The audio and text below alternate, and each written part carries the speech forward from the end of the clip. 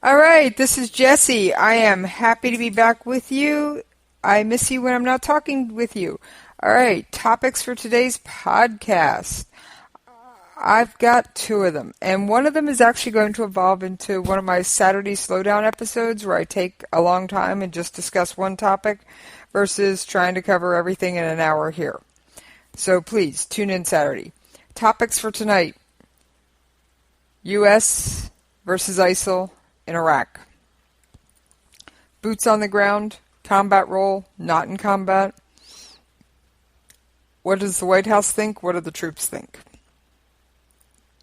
Also, and this is what touched off this thing that's going to become a Saturday Slowdown episode, I was scrolling among a variety of news stories going, what's going on in the world outside the U.S. elections? Please don't get me started on the elections.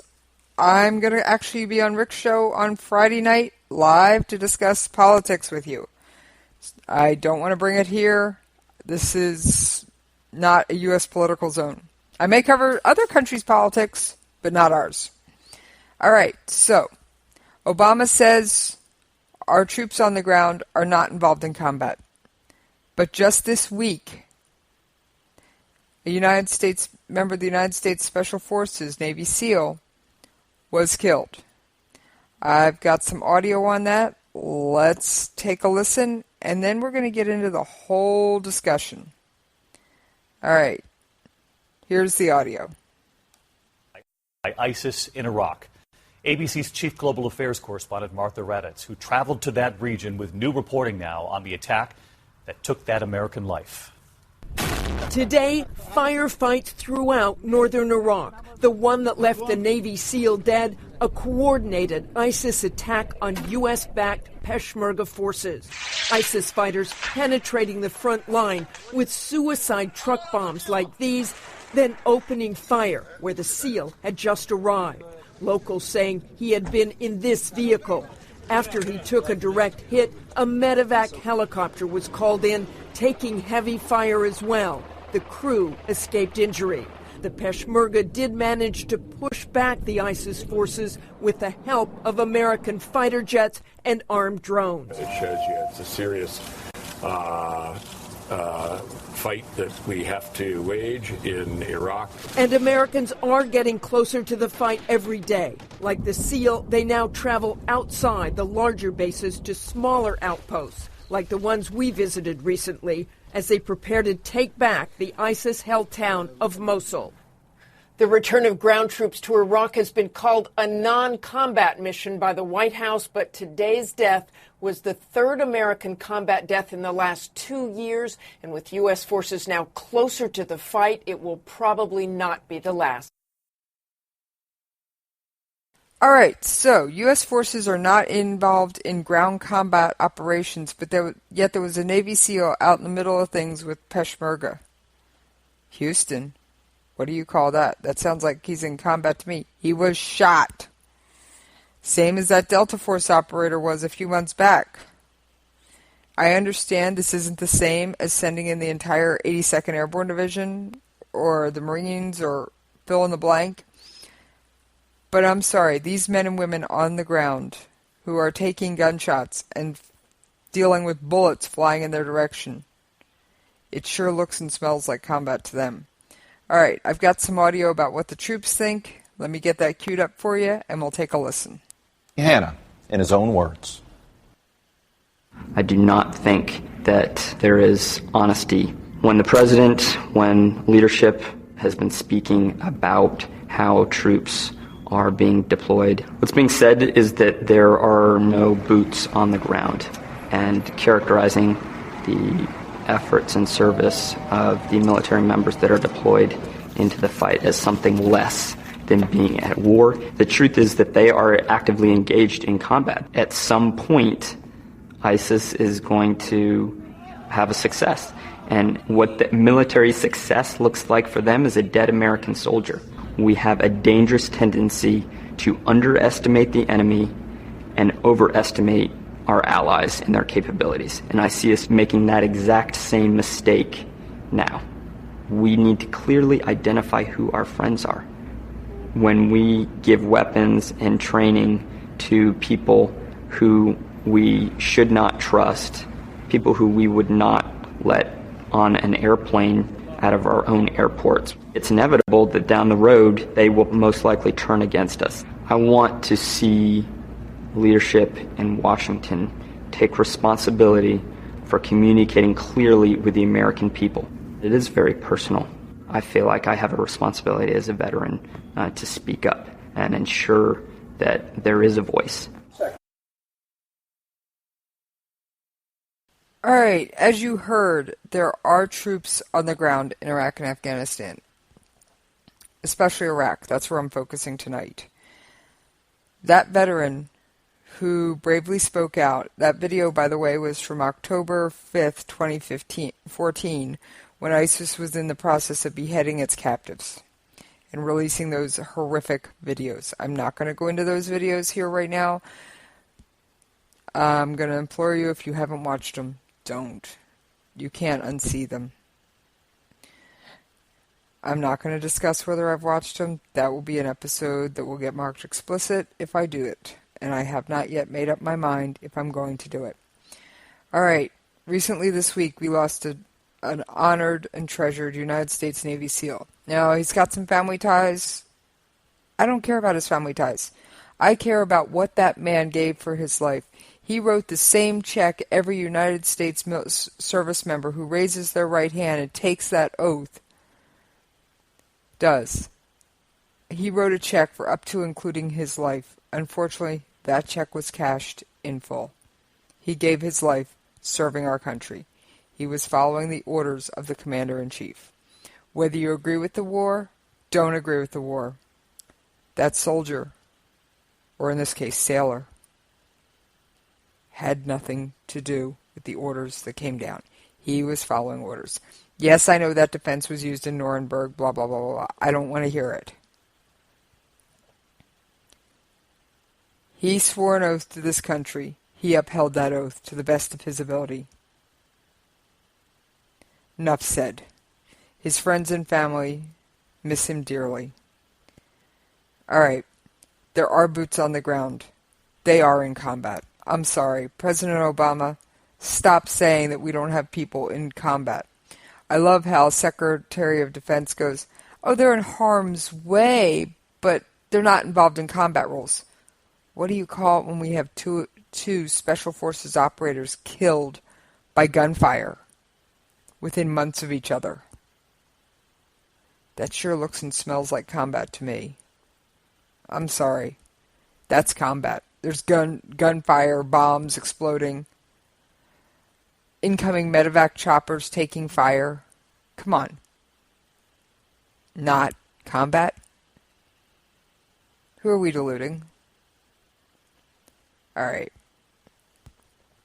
Let's get on with this, because there's more to this. Why doesn't Obama say our troops are in combat? In short, it was a political promise.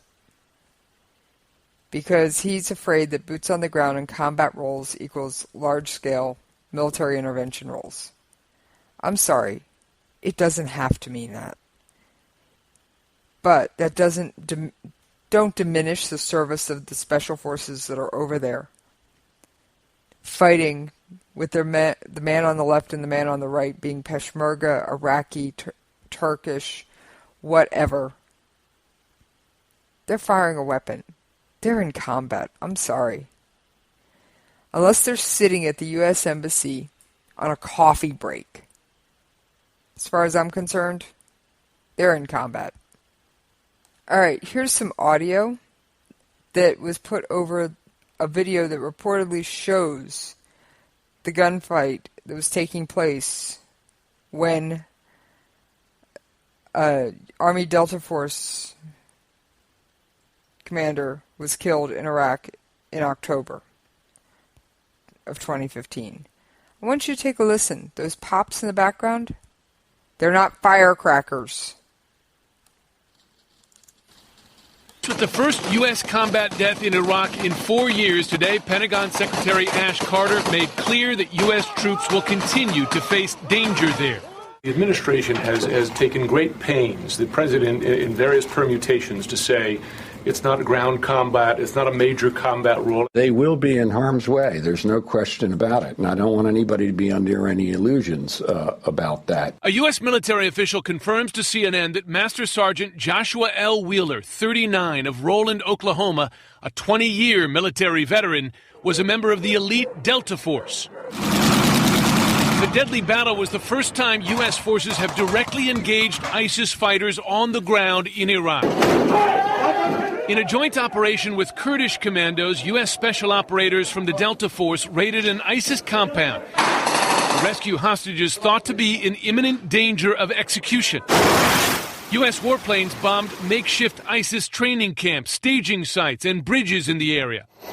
And 5 helicopters brought in nearly 30 U.S. Special Forces and 40 Kurdish troops. The U.S. forces were not meant to enter the walled compound or directly engage the ISIS fighters. But when Kurdish forces inside the compound were overwhelmed, the U.S. commander made the decision to enter the firefight. Master Sergeant Wheeler was shot inside the compound and died later after being transported to a military hospital in Erbil. When the mission was over, the U.S. aircraft overhead destroyed the compound. U.S. troops are deployed to Iraq on a train, advise, and assist mission. Good. However, under current rules of engagement, they are allowed to return fire when they or their partner forces come under attack. The elite American... Okay, so they're exchanging fire. There's bombs dropping. Hello? That sure sounds like combat to me. Anybody want to try and define that any differently? I'm sorry, there is no other definition. It's combat. I challenge anyone to define exchanging gunfire in a hostile environment, such as Iraq, with ISIS shooting at you and the Peshmerga troops you're with, or the Iraqis you're with, as anything less than combat. U.S. air assets were available to them. No, Delta Force wasn't supposed to enter the compound, but you try and tell a Delta Force operator to stand down when the man to his right who's been to his right, and that he's been training for months, weeks or months, says, I need help. I'm overwhelmed. Sorry, I know the blood of service members and special forces. I know the cost that his family paid. Remember, I am a Special Forces widow. I am remarried, but I am also a Special Forces widow. That man died in combat. Just as the Navy SEAL that was recently killed died in combat. To define it as anything else is to make light of the issue and try and play it off as something it wasn't. Alright. This whole thing infuriates me beyond all belief. How can you say our troops aren't in combat? They're exchanging fire. They're having to defend themselves and the people they're training, or help defend. I don't get it. President Obama, explain how that isn't combat. I don't think anybody can. I want to play the audio from this tribute video talking about Master Sergeant Joshua Wheeler from Delta Force that was killed in October. I want you to listen. This man doesn't sound irrational or goofy to me. He sounds just like every Special Forces operator and most of the soldiers I know. American commando killed during a special operations raid in Iraq was a father of 4 who charged into the heat of battle and was remembered by those who knew him as extremely respectful. Joshua L. Wheeler is the first American soldier to die in combat against the Islamic State group in Iraq. Born in the tiny town of Roland, close to the Arkansas border, Wheeler graduated high school in 1994 in nearby Muldrow and entered the Army the following year as an infantryman training at Fort Benning, Georgia, the military said. Muldrow Public School Superintendent Ron Flanagan, who's known the Wheeler family for years, remembered him as a respectful high school student. Faced with the first U.S. combat death in Iraq in 4 years today, Pentagon Secretary... All right. he was a respectful kid. He was a respectful soldier. I'm willing to bet the man on his left and the man on his right always knew he'd be there for him, to his last breath. Thank you for your service, Master Sergeant Wheeler. My heart and prayers go out to your family, who I'm sure are still hurting from your death. I know the price you've paid.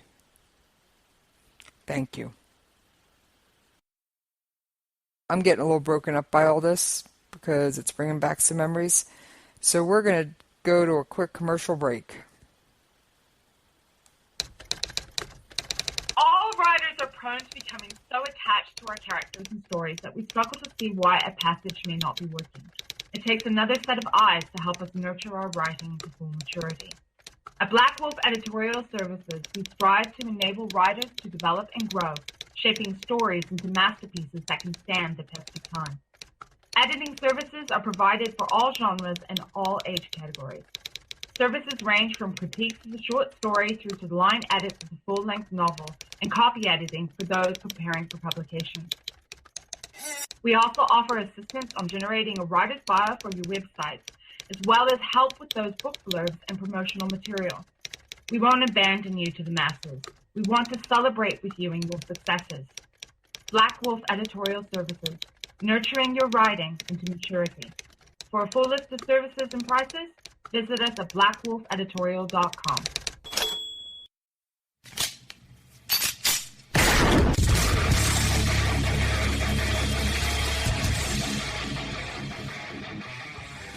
This is Slickery Trigger for Rebel Road Tactical.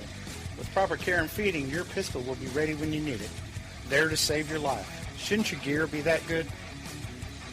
Whether you need a holster for comfortable everyday carry or a tough-as-nails holster for your next training course, Rebel Road Tactical has what you need. Check us out on the web at rebelroadtactical.com.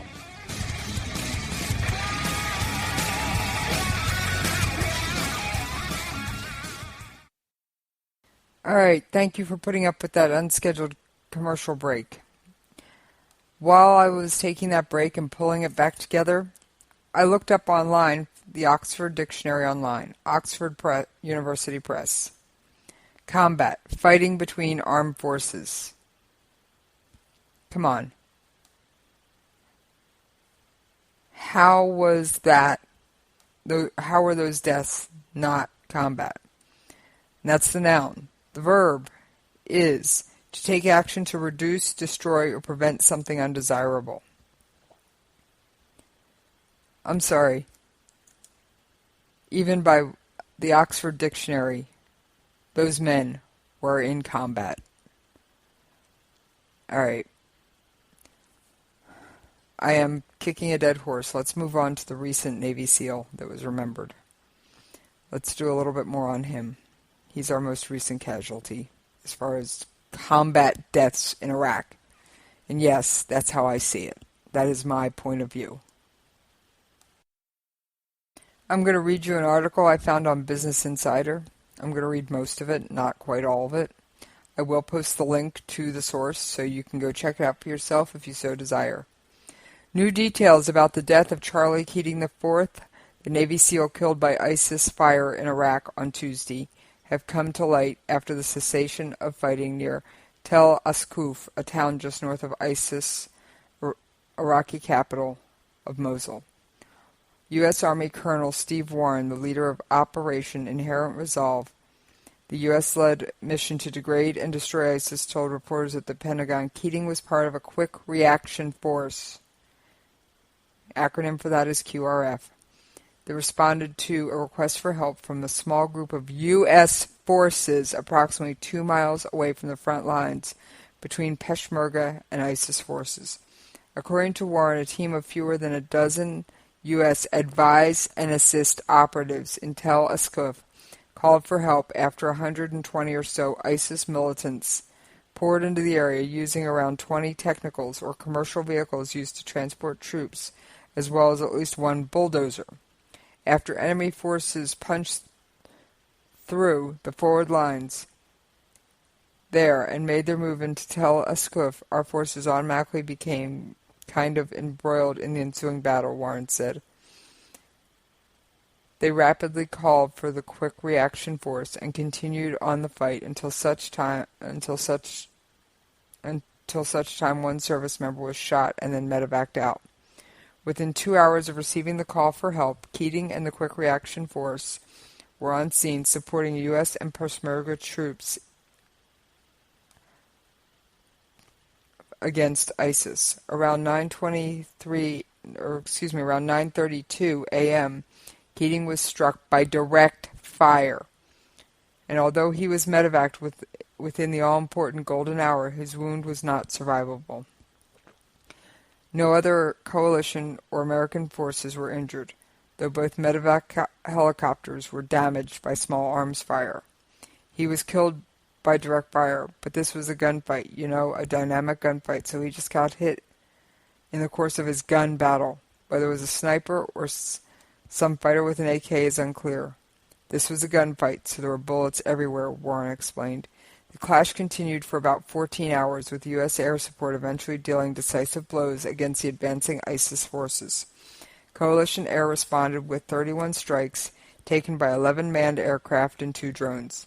Air power destroyed 20 enemy vehicles, 2 truck bombs, 3 mortar systems, 1 bulldozer, and 58 ISIS terrorists were killed.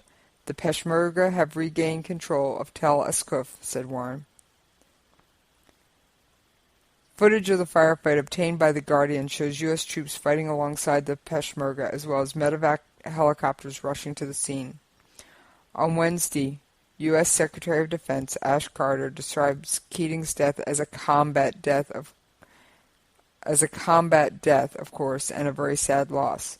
However, President Barack Obama has repeatedly avoided using the term boots on the ground and steered away from describing special operations deployment to Iraq and Syria as taking a combat role. Instead, Obama explained on April 25th that a deployment of 250 special operations troops to Syria was not going to be leading the fight on the ground, but they will be essential in providing the training and assisting local forces that continue to drive ISIS back. Warren maintained that the primary role of U.S. troops in Syria would be to advise and assist. But the events on Tuesday that left Keating and several Peshmerga soldiers dead showed just how quickly these missions can turn into full-on combat. General Wahid Kovali, the leader of a Peshmerga counterterrorism unit that fought alongside U.S. forces, told The Guardian that Keating and the QRF were very good fighters. Keating joins Lewis Cardin and Joshua Wheeler as the only 3 U.S. forces killed by ISIS in Iraq. Even the Secretary of Defense said this is a combat death. President Obama, please stop trying to pull the wool over our eyes. 2 ounces of common sense tells us it's combat. Either fight to win, or get out. You have to pardon my voice during this. I am a little broken up. And yes, when I started my podcast, I knew there would be stories like this that would cause these reactions. I decided to face them rather than hide. And face them head on, I will. I am working on queuing up the audio from the White House's response to this Navy SEAL's death. Bear with me for just a second. This unfortunately was killed today in northern Iraq, was operating about 2 miles behind this line that was maintained by Iraqi forces just north of Mosul. Secretary Carter earlier today described this death as a combat death. That's accurate. This is an individual who is not in a combat mission, but he was in a dangerous place, and his position came under attack. He was armed, trained, and prepared to defend himself. Unfortunately, he was killed, and he was killed in combat, but that was not part of his mission. His mission was specifically to offer advice and assistance to those Iraqi forces that were fighting for their own country. Individuals who are in a train, advise, and assist mission are equipped for combat. They've been trained for combat. And the reason for that is simply they're in a dangerous place. In some cases, they're just a couple of miles behind the front lines. And in this tragic situation in northern Iraq that transpired earlier today, you had an individual who was not in a combat mission come under withering attack from enemy forces. He was in a combat situation. He was prepared to deal with it, but unfortunately, under a complex attack, he was killed, and it's tragic. All right, so the White House says it's tragic. I actually agree with the White House on that one. I'm thankful that they actually didn't try and describe his death as non-combat. That would have just sent off a whole new rant. One you don't want to hear me start on. All right. Look, we're going to take an abbreviated commercial break because I pulled one earlier, and then we're going to change topics. What's the war on women, and what's the real war on women? All right, let's go to a quick commercial break. I promise this one will be short, and then we will get back to talking about other things. In these uncertain economic times, you've got to do whatever you can to save money. One of our biggest expenses can be our cars, especially when unexpected repair bills hit. Not anymore. If you own a vehicle with less than 130,000 miles, is less than 12 years old, has a warranty about to expire, or even no warranty at all, you could stop paying for car repairs. Roadside assistance, towing, and rental coverage are all included. Don't wait for the next repair. Make one free call right now to see if you qualify. If your vehicle is less than 12 years old, has less than 130,000 miles, even if it's out of warranty, paying for car repairs can become a thing of the past. Call us right now and get your car protected before your next repair bill hits. Get protection and no more repair bills. Call 800-696-1030. Again, 800-696-1030. That's 800-696-1030. 800-696-1030.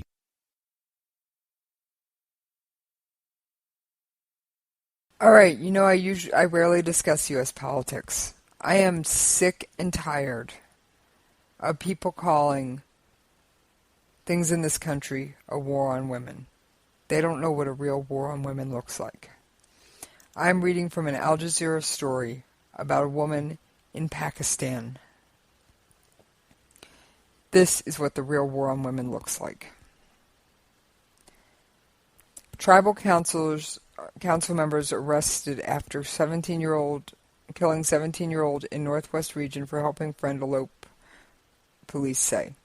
Members of a local tribal council who strangled a girl and set her body on fire for helping one of her friends elope in northwestern Pakistan have been arrested. Ambreen Rasad, 17, was drugged and strangled before her body was set ablaze in a minibus on the orders of the village's tribal council in Abbottabad, Makol district last week. Local police chief Khurram Rashid told Al Jazeera. The council members tied Rasad's body to the seats of the Suzuki minibus, which the couple had eloped and set the vehicle on fire, according to police. We have arrested 13 people from the council and the victim's mother. Let that sink in. The victim's mother. The mother of the victim was arrested because she was involved in the decision-making and also because she handed her daughter to the members of the council.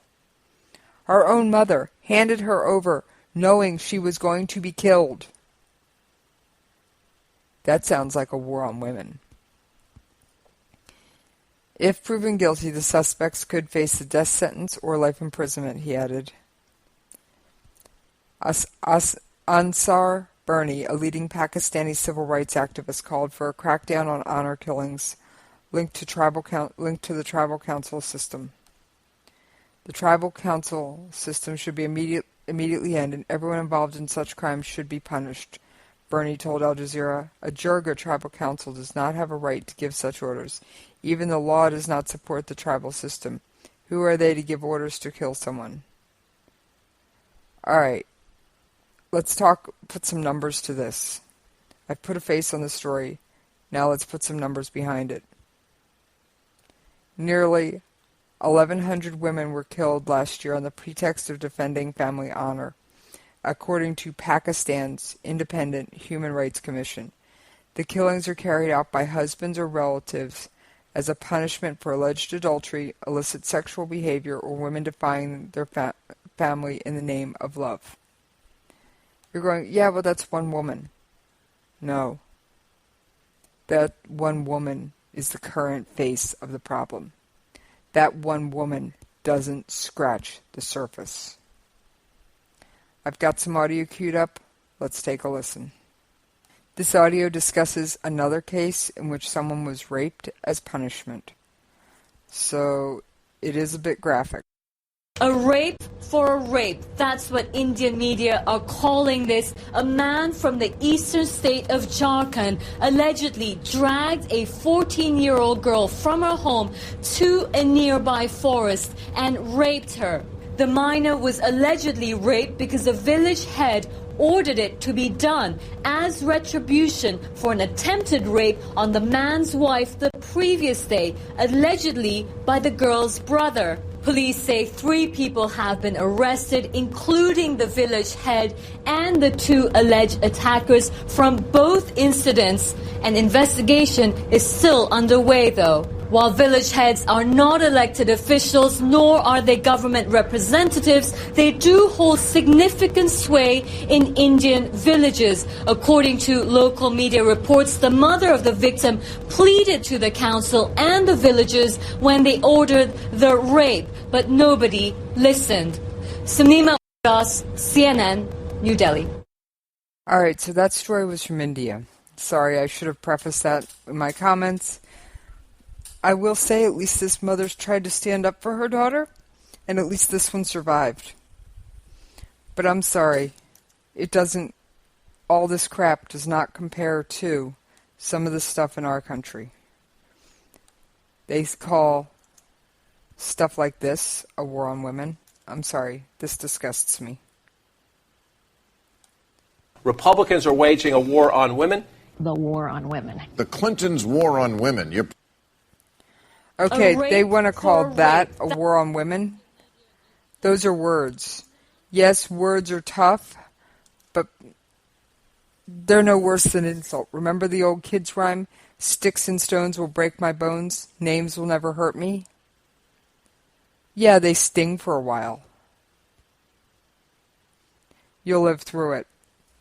Alright, this is going to send me down another rabbit hole. I feel it coming. Just hang tough with me.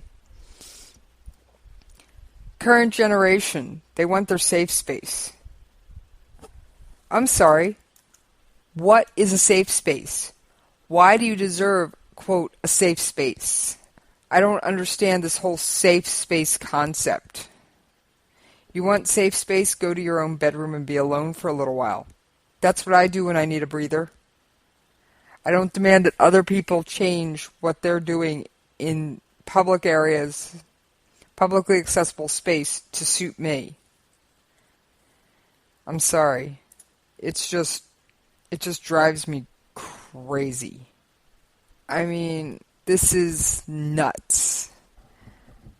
Where was safe space for the people that fought in World War II? Where was a safe space for people in other countries? Excuse me. There is a right to free speech in this country. There is no right not to be offended, not to be insulted, or not to prove yourself an idiot. I'm sorry, these people who are demanding safe spaces free from unwanted ideas and thoughts they don't agree with, will you please just grow up and get over yourself? The world does not revolve around you. And I'm sorry that this podcast is turning into quite a rant, but I'm sorry, a safe space is just bull. And I try very hard to keep profanity out of my podcasts.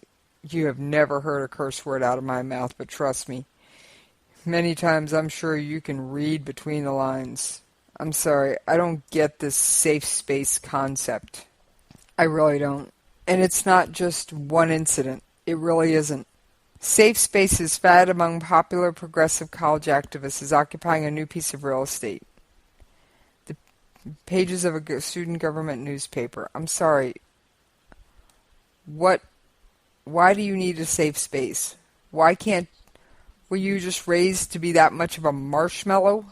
I mean, were you just raised to be such a marshmallow? Were you so protected? Were you never exposed to anything outside what you think is right and what you believe? Were your beliefs never challenged?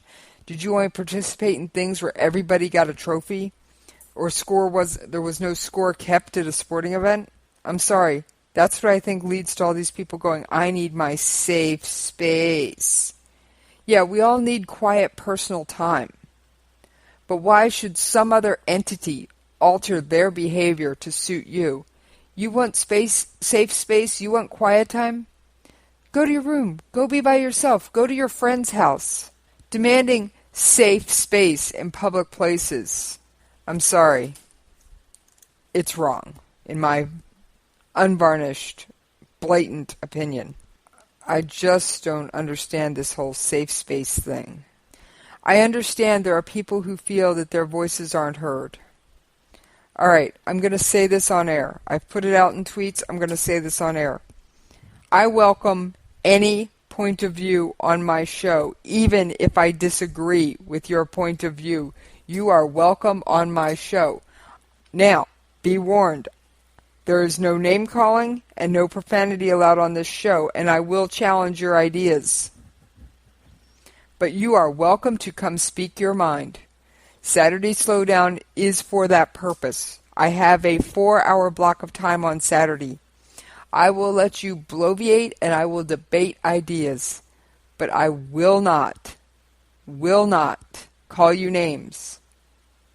I don't believe in it. I will not curse at you. And don't just tell me to read somebody's website. I'm sorry. I want to discuss and debate ideas with my guests. Now, I also sometimes have literary guests. I don't really debate with them. I more chat about their processes, but that's a whole other type of interview. If you think space, I challenge anyone who thinks safe spaces, quote unquote, are so important. Please come on my show, discuss the issue with me. Let's talk about it. Because I just don't get it. We have never had safe space before in our country. Just like we've never had to worry about who used what restroom. Yes, I know I'm running down every rabbit trail in the book tonight. Bear with me. It's been one of those weeks. Every time I turn around, there is another thing screaming for my attention. I was struggling putting this show together after going, oh, there's not much happening in the world, to going, I'm drinking from a fire hose. I mean, nobody, when I was a child, demanded participation trophies. Nobody, when I was a kid, didn't keep score at sporting events. Yes, I grew up knowing there were winners and losers.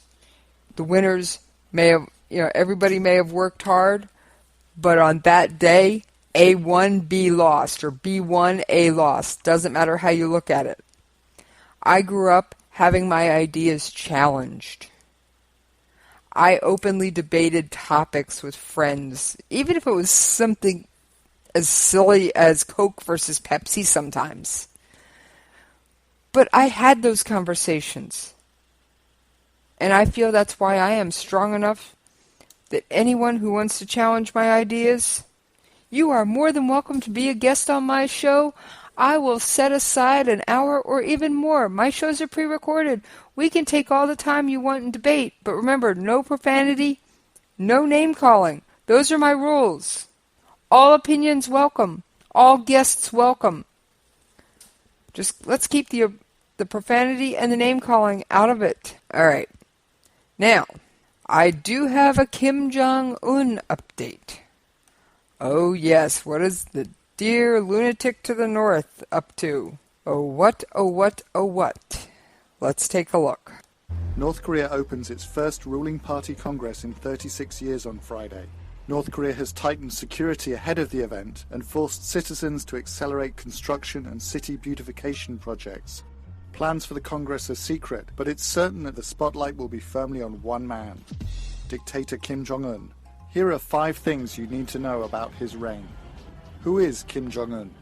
The Supreme Leader, who is still in his early 30s, who's been in power since his father died at the end of 2011, is the third member of the Kim family to have ruled the country since its establishment in 1948. The party congress was used by Mr. Kim's grandfather, Kim Il-sung, in the early years of the country to build a power base. The latest meeting is widely seen as another move by Mr. Kim to assert his own authority. Military tension. Like his predecessors, Mr. Kim uses the threat of conflict to rally his own people and to try and force concessions from rival nations. Mr. Kim began provoking the international community a few months after taking power with a long-range rocket launch that collapsed a tentative peace deal with the US. Since then, the North Korean leader has doubled down on military programs, with 2 nuclear tests and hundreds of missile launches, violating United Nations resolutions. Isolation. Mr. Kim's hostility has worsened relations with China, traditionally one of North Korea's closest allies. He has yet to visit a foreign country since taking power and has escalated tensions with the US by imprisoning several Americans, including this year businessman Kim Dong-chul and student Otto Warmbier. Made the worst mistake of my life. Relations with South Korea have spiraled downwards, prompting Seoul to become a leading proponent of sanctions against its volatile neighbor. Internal crackdowns. Inside North Korea, Mr. Kim has purged or rotated out around 100 top officials, including his own uncle. The purges, some of them reportedly violent executions, have focused on military leaders. Analysts see this as a way for Mr. Kim to shift power away from the generals and back to the party and himself. Policy direction. The dictator's signature policy is known as the Byungjin Line, which promises both economic progress and nuclear weapons development. Under Mr. Kim, the unofficial market economy has grown, while the state sector has remained moribund. Will the Workers' Party Congress bring in any changes? How broad is real support for Mr. Kim? Answers remain unknown, but North Korean media continues to promote one clear message. Absolutely. Sorry for that little breakup of audio towards the end. I have no idea the cause. I'm going to see if I can get a clean version and substitute it in. But yeah, Kim Jong-un is holding a party congress. Now, you think of Congress, you think of our representatives. Wrong answer. The North Korean Party Congress is nothing like ours. It's not a forum for open and free exchanges of ideas. There's nothing open and free in North Korea. Don't mistake Congress for open and free ideas. Okay? Let's just not even go there. There's nothing open and free there. Let's get that out of the way right now. Now, I've got another video from a BBC reporter. Let's see if I can get this audio to be clear for you. If I can, we'll take a listen. That audio expresses how foreign journalists feel when they enter Pyongyang. Well, it may be an interesting trip to take. Can't say I recommend it. I really can't. Alright, I've got some more audio about the upcoming conference, and believe it or not, it looks like North Korea is going to have a nuclear test, either just before the conference on Friday, as in the next few hours, or during the conference, or immediately after. This is a show of force by Kim Jong-un. Remember, in North Korea he's viewed as the sun, S-U-N, and everything revolves around the sun. That's one thing they haven't changed. Everything revolves around the sun. Managed to find something they haven't changed. Alright, let's get on with it. Alright, here's some audio from a Bloomberg report filed from Pyongyang 2 days ago. Let's take a listen. Tom, if you can hear me properly, what's the atmosphere like?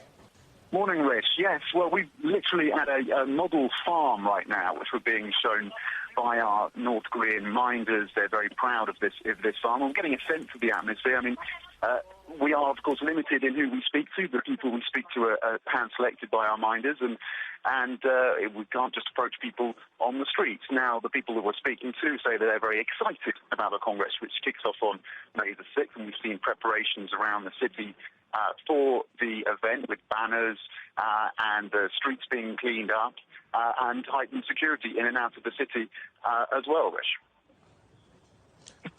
Well, the thing is, you're there for this party congress. What are they telling you about that? This workers' congress, first one since 1980.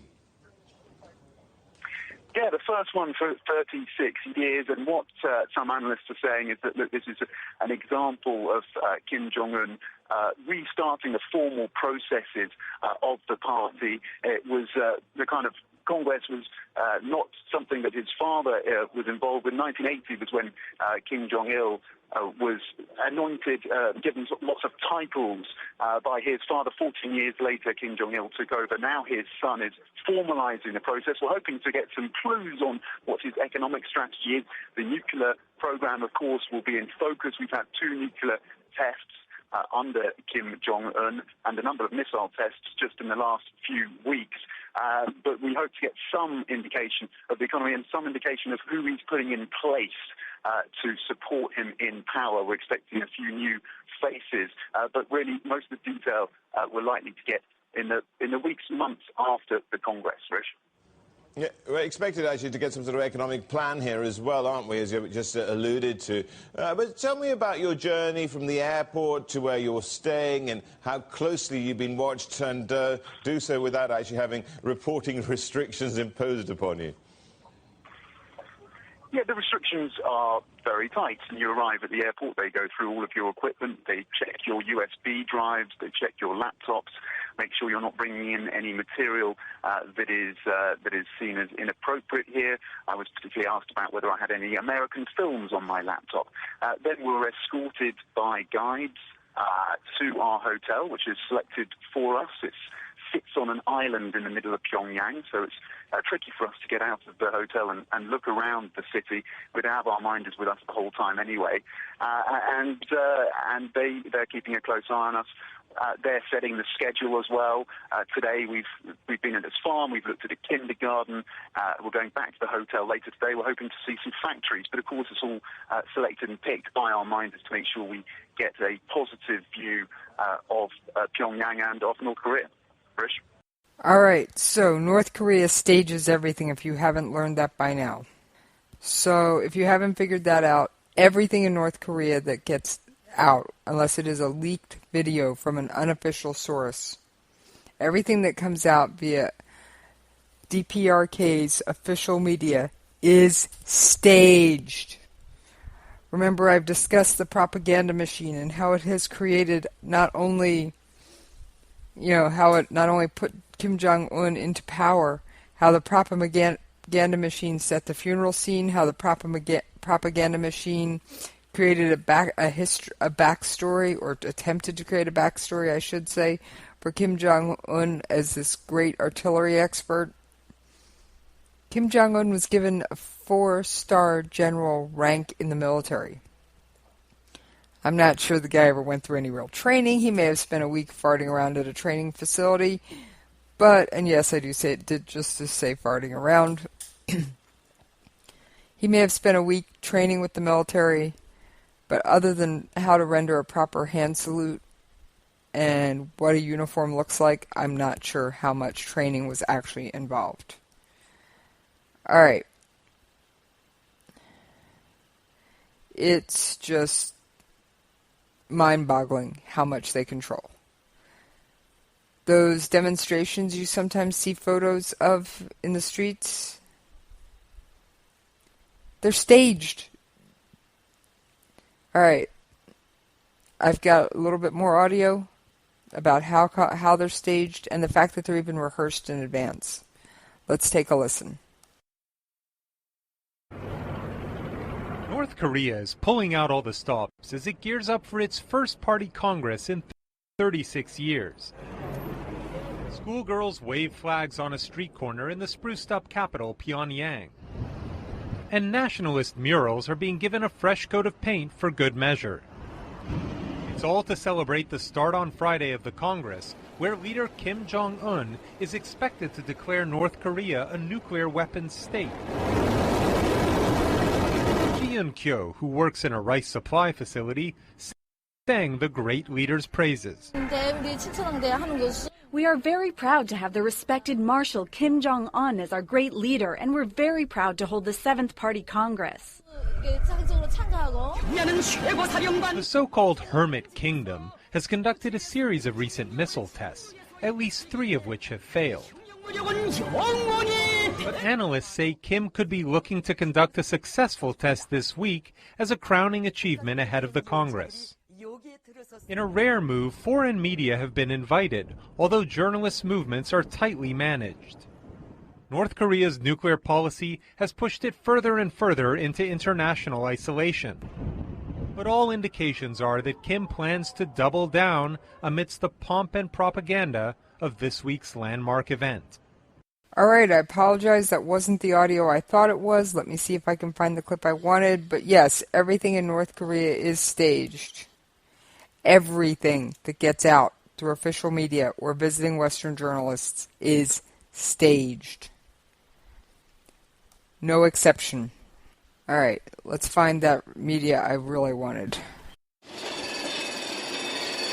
Pyongyang's morning commute begins an hour early these days. Loudspeakers wake people up at 5 a.m. instead of 6. The usual 6-day work week, now 7. North Korea nearing the end of what they call a 70-day battle, preparing for a once-in-a-generation political gathering. We do best for the building the thriving country. Hyun Un-mi says she hasn't taken a day off in more than 2 months. She's a full-time tour guide and on a work crew refurbishing Kim Il-sung Stadium, one of countless improvement projects in a 70-day national campaign. Everything we're seeing right now here in Pyongyang is the result of months of work, from the rehearsals for the mass demonstrations that'll take place to the tens of thousands of flowers that are planted along every boulevard. Now that the international media has been invited in, the North Korean government wants to make sure that every detail is picture perfect. Millions of North Koreans acting on orders from their highest authority. Leader Kim Jong-un is our father, just like our father and just like mother. The supreme leader wasn't even born when the last party Congress happened 36 years ago, but ahead of his own gathering, repeated shows of force, a purported H-bomb test in January,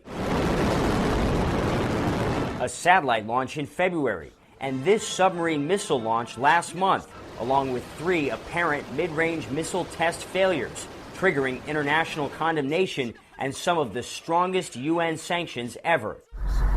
But each successful test also allows the young leader to project power at home, ahead of North Korea's most important political gathering since 1980.